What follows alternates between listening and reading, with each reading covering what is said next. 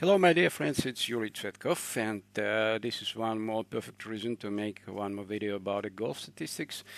It's the first day of the Shriners Hospitals for Children Open, and it was very interesting struggle during the 3 previous days. And I will try to use the method of some kind of prediction of the winner in today's competitions. In those competitions, and we can first of all we will try to analyze the results of the golfers in the 3 previous days, and we will try to expect with which score they will play today, each of them, each of leaders, and we will also try to calculate are there some other guys who have played not so good as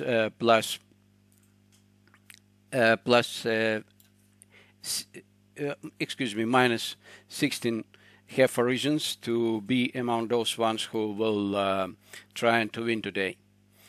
So what we are doing, I have made a special, just a second, it's not this one. So I have made a special spreadsheet which is showing us first of all the daily performance, daily results for each of the players, each of the golfers.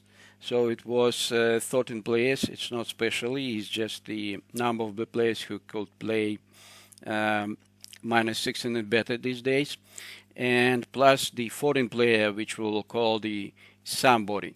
And maybe it will be not the somebody, but it will be also some of the players who will show today their best results. So we are taking the best result from the previous, from the all golfers who have played minus 15 and minus 14, and we are expecting that some of them will play with their best results during the previous days, and this connection key also be involved in the game and to participate in the best position distribution.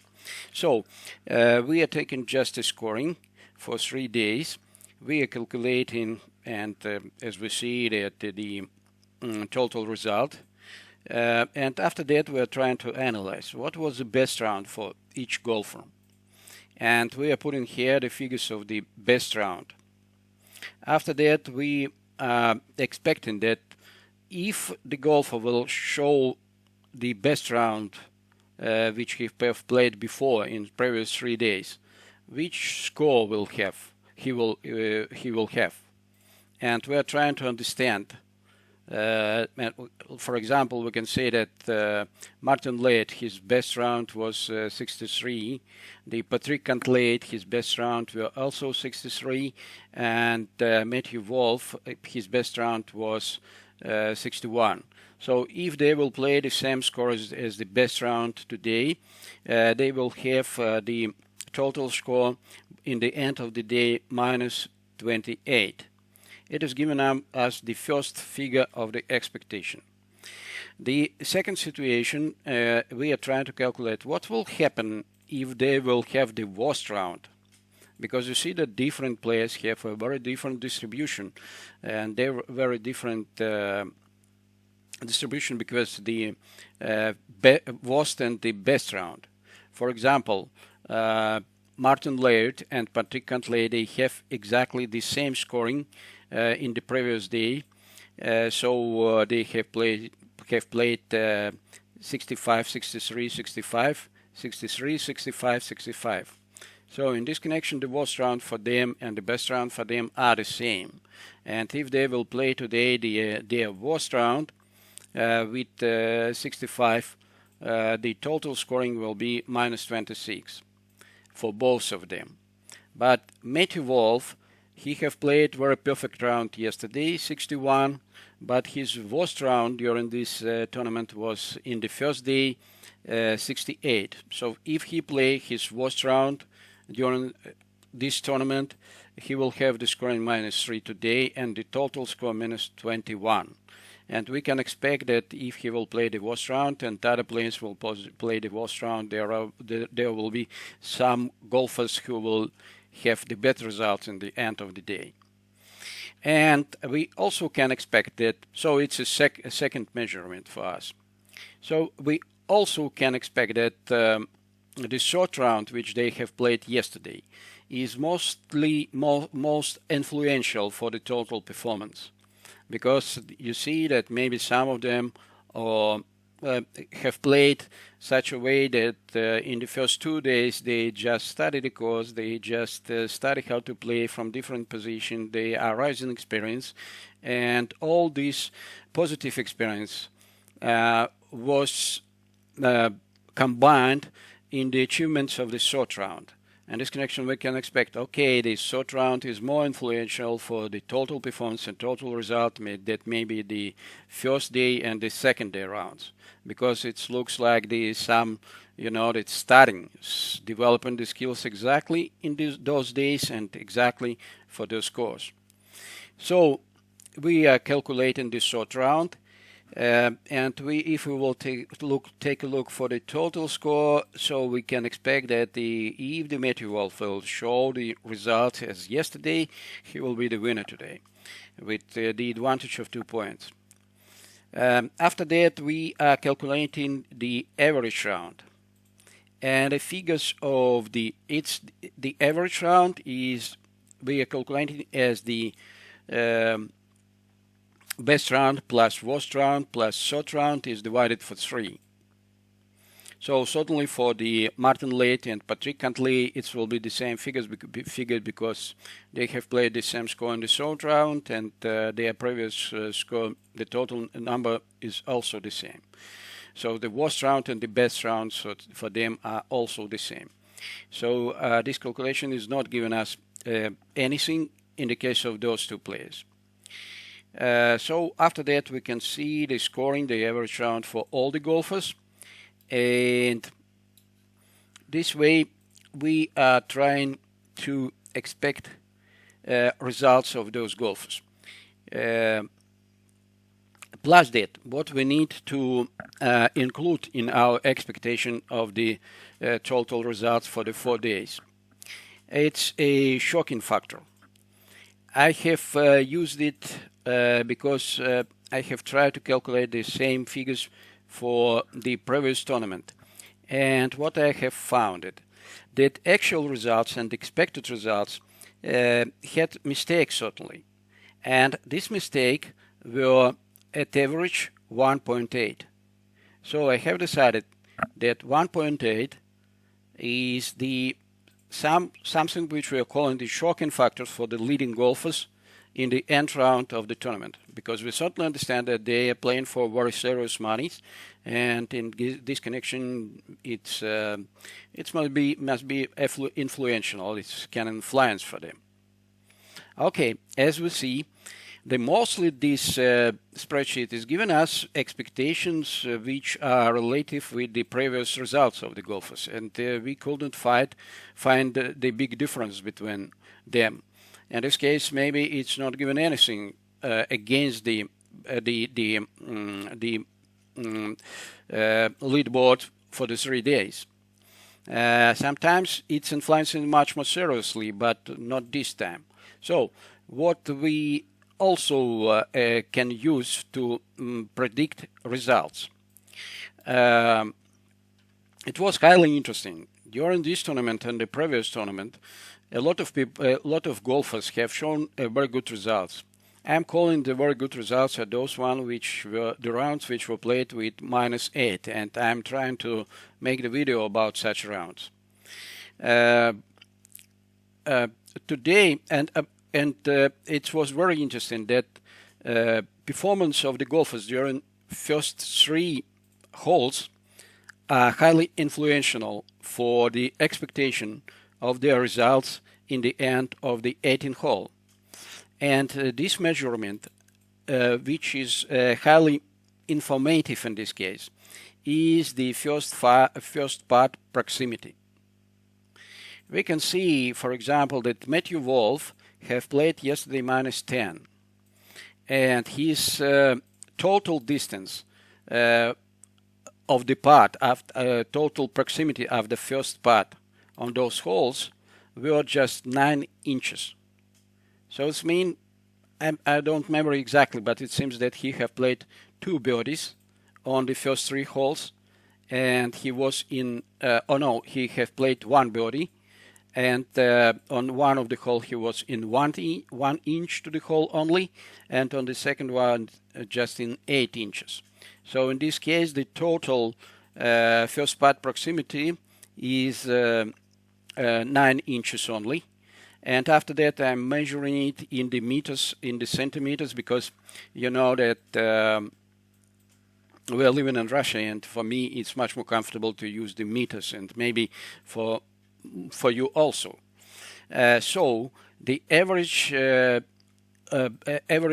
proximity after the first putt was just 8 centimeters for him. For Adam Hadwin, he have played -9.